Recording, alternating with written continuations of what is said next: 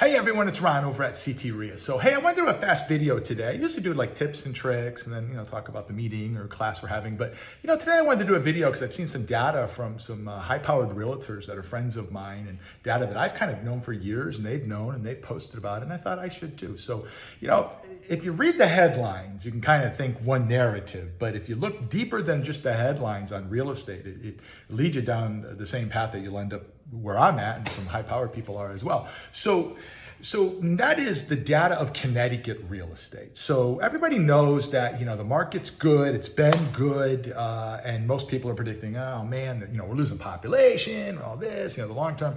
That's just not true, number one, okay? Pre-pandemic in the state of Connecticut, so according to the US Census Bureau and UConn to the year 2040, okay? And again, this is pre-pandemic, is Connecticut's population is actually projected to grow. Believe it or not, it's not by much, by the way. It's almost nothing, but it's not declining. It's actually growing. Of course, the pandemic has actually exacerbated that growth a little bit, which is good, right? So our population is not shrinking. Now, within that demographic migratory patterns, there's a mouthful, you'll see who's moving in and who's moving out, and you can strategize accordingly based on that. But the home ownership rate in this country, for every 1% downward tick in the home ownership rate means 1 million new renters, okay? And you kind of triangulate that data, with the population growth, less people are gonna be able to buy houses as interest rates rise, okay, sorry. Along with, the data that there's 7 million shortfall of affordable housing units nationwide, okay? And of course, we have our percentage of that, okay?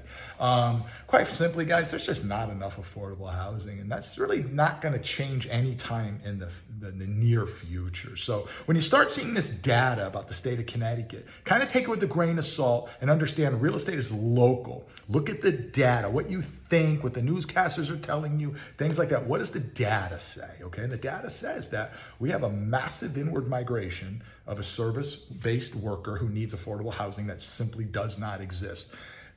Look at any Facebook ad for an apartment and ask that landlord if they've gotten under 100 inquiries, right? So there's a real dearth of availability there. And now that, and of course, lies where the potential opportunity lies. So now that you have the data, you move accordingly, right? So anyway, I thought it would be fun to kind of share that real high level kind of stuff there. And the last thing I'll say is that the data supports this next statement, and that is quite simply, last month, Connecticut had the lowest vacancy rate in America, okay? Wasn't New York, wasn't San Francisco, wasn't Austin, wasn't Miami, it was Connecticut, okay? So that kind of backs up everything I just talked about. So trust the data, guys. Listen to your gut too, but trust your data. Thought that might help somebody. Have a great day.